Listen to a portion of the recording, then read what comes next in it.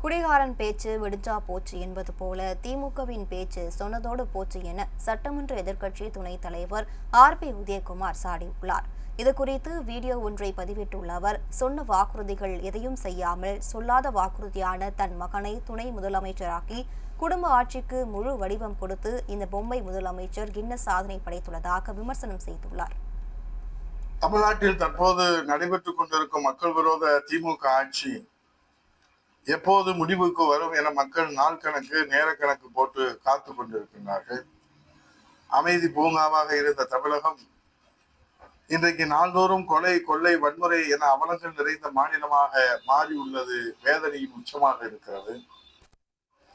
இந்த ஸ்டாலின் திமுக அரசை நெஞ்சுரத்தோடு எதிர்த்து நின்று மக்களின் பிரச்சனைகளுக்கும் உரிமைகளுக்கும் குரல் கொடுத்து ஸ்டாலின் ஆட்சியில் தலைகுனிந்து கொண்டிருக்கும் இந்த தமிழ் மண்ணை தலை நிமிர்த்திட தங்க தலைவர் புரட்சி தமிழர் வருங்கால முதலமைச்சர் எடப்பாடியாரின் வெற்றி முழக்கங்களை 8 திசைகளிலும் எடுத்து சென்று எதிரொலிக்க வைக்க நாம் அனைவரும் உறுதியேற்க வேண்டிய நேரம் இது.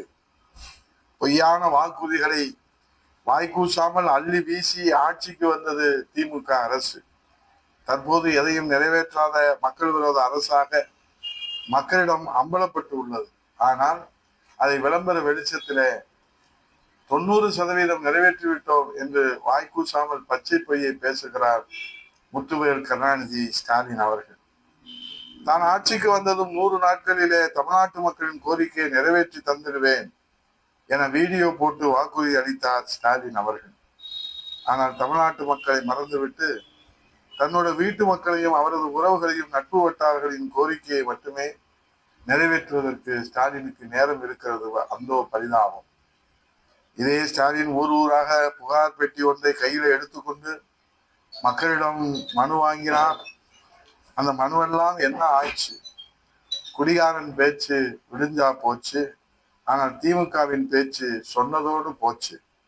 இப்படி ஆட்சிக்கு வந்தவுடன் சொன்ன வாக்குறுதிகள் எதையும் செய்யாமல் சொல்லாத வாக்குறுதியான தன் மகனை துணை முதலமைச்சராக்கி குடும்ப ஆட்சிக்கு முழு வடிவம் கொடுத்ததுதான் இந்த பொம்மை முதலமைச்சரின் கின்னஸ் சாதனை.